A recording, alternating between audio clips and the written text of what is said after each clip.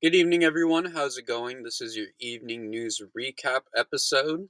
We don't got a lot to cover today, but today is March 22nd. It is Saturday. Hope all of you guys had a wonderful day so far. My day was pretty solid. I went out and played some Pokemon Go, caught some shiny Totodiles as it was Totodile Community Day. I caught about seven. Yeah, if you play Pokemon Go, let me know how many shiny Totodiles you caught. Um, with that being said, don't got a lot to cover today. Only have two segments, mostly from the Trump administration. Although we do have one thing about the Europe, or one thing in the Europe segment. Um, yeah, let's open up with the Europe segment. Why not? For Europe, the Pope plans to return to the Vatican. Pope Francis will be discharged from the hospital today after 5 weeks of pneumonia treatment. Doctors announced he will need 2 months of rest and rehabilitation after leaving the hospital. The 88-year-old pontiff has been battling pneumonia in both lungs and was admitted to the hospital on February 14th. Dr. Sergio Alfieri said in a statement during his hospitalization he presented two critical episodes during which the Holy Father's life was in danger. He subsequently made a slow but progressive improvements. The Pope reportedly is very happy to be home. I'm not religious, so I'll refrain from making any comments on this, but I do wish the Pope a speedy recovery. I only bring you guys this news because I know people are religious and um, it's the Pope. I mean, he's kind of one of the biggest figures in the world, so you kind of got to talk about him. But I myself am not religious. Um, Now, let's go on to the meat and potatoes of today.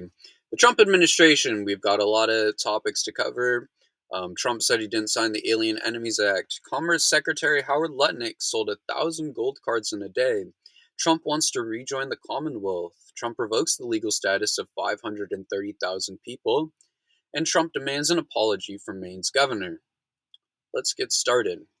Trump says he didn't sign the Alien Enemies Act. Yesterday, Trump was asked if he signed the order to invoke the Alien Enemies Act, something the American population and the rest of the world has been told on multiple occasions that he himself did in fact do.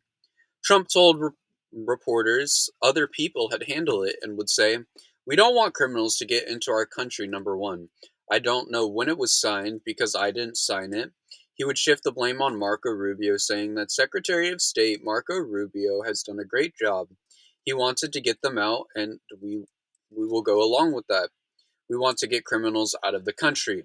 According to the copy filed in the Federal Registry, Trump did sign the four-page proclamation to invoke the act. The White House would later make a statement saying that the president was obviously referring to the Alien Enemies Act signed back in 1789, going on to say Trump did in fact sign the recent order. If Trump genuinely forgot that he signed this, does that make him more senile than Biden now? I mean, he forgot he signed one of the most influential orders that has been across the news since he signed it. But that's enough jokes. Right now, I'm reading the book 1984 in English. It's a great book if you haven't read it. And there's a lot of comparisons to the book and the political and economic state of the world now. One of the big connections in this book is the situation of how the party in particular controls information. For those who don't know, a spoiler warning, so skip ahead if you don't want to hear it. But the party controls the information that comes out for anyone. They control the entire history of any information. So if something changes and it contradicts the past for the party, they essentially change it and destroy all the information.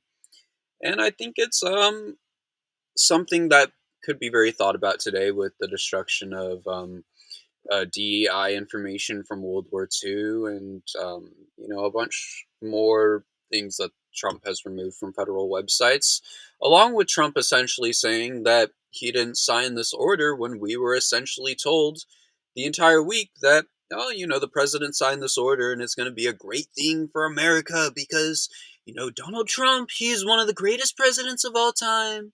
He's a great president, the greatest president I've ever seen.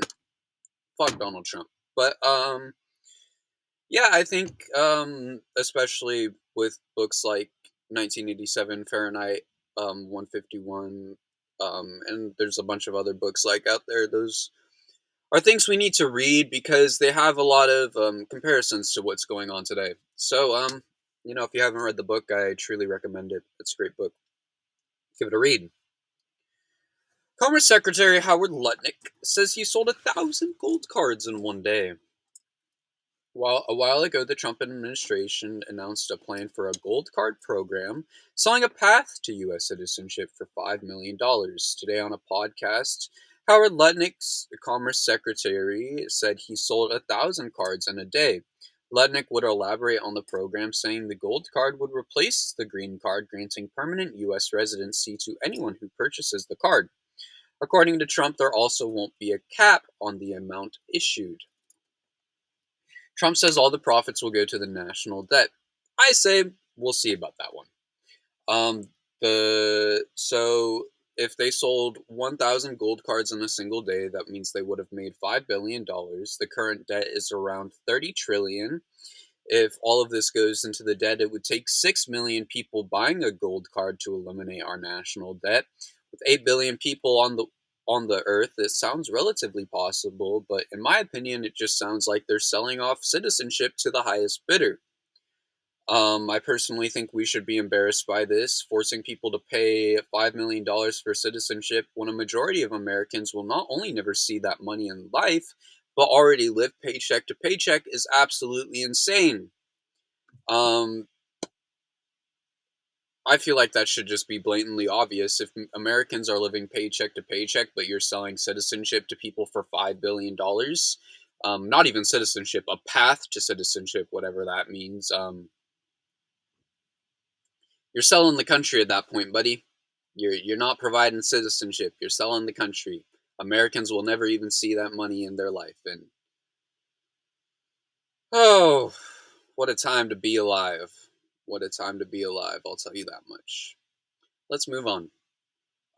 So this next segment is about Trump saying he wants to rejoin the Commonwealth. I strongly think this was a joke. I don't think this was something Trump actually meant, but he said it, so it's worth reporting on. Trump has suggested that the United States could join the British Commonwealth in a true social post. Trump shared an article from the British tabloid The Sun reporting that King Charles III had made a secret offer to the White House and plans to protest the U.S. to become an associate member of the international organization. Trump wrote in response, "I love King Charles. It sounds like a good idea to me." Founding fathers are rolling in their grave after hearing this one, bro. I mean, oh, fuck it. Let's bring back the king. Trump said he wanted to be the king. Fuck it. King Charles, everybody. Long live the king. I hope Trump isn't serious, but if any president was going to do it, it would be Trump. It really would be. Man. Man, man, man. Trump has revoked the legal status of more than 530,000 people.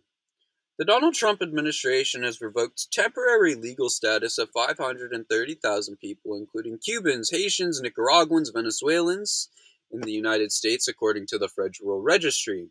The move is the latest expansion of Donald Trump's immigration crackdown and would be effective on April 24th for all people in a 2-year parole granted to immigrants under President Joe Biden that allowed them to enter the United States with a sponsor.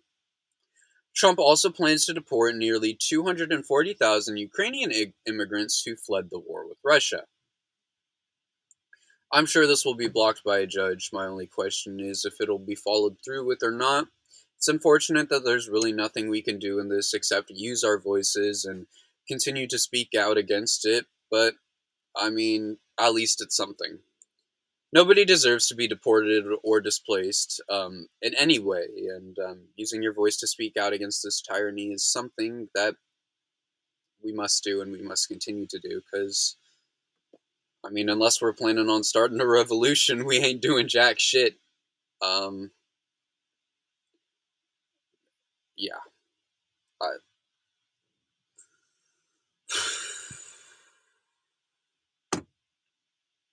what a rough time. What a rough time, and it'll be a rough 4 years. A rough 4 years. For the final segment today, Trump has demanded an apology from Maine's governor. President Trump has demanded a full-throated apology to Maine's Governor Janet Mills today before the administration can settle a dispute in the state, defying his executive order banning transgender athletes from women's sports.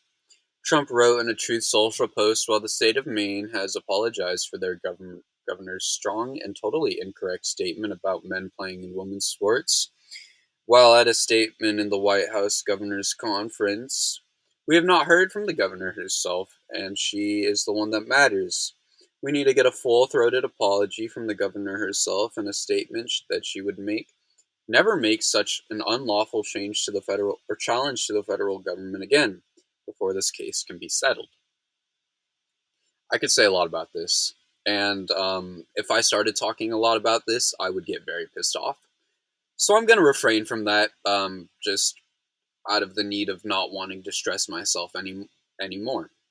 What I will say, though, is trans rights are human rights, and nothing an orange man in the Oval Office can say or do will affect that. Anyone who disagrees with me, sign the fucking contract and get in the ring. We'll make it on live TV. I will fight you to my own death if you agree with that. I could not care less. Fuck you if you believe that trans rights are against human rights. Genuinely. Um, yeah, other than that, thank you everyone for watching this video. Lack of energy, I know. I'm sorry.